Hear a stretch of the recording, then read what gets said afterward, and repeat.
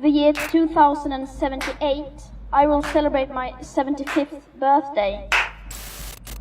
What we do or don't do right now will affect my entire life and the lives of my children and grandchildren. We have to change. Extinction Rebellion. We can't save the world by playing by the rules, because the rules have to be changed. And it has to start today. So everyone out there, it is now time for civil disobedience. And it has to start today, because the rules have to change.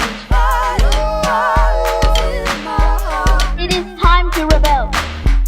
It is time to rebel.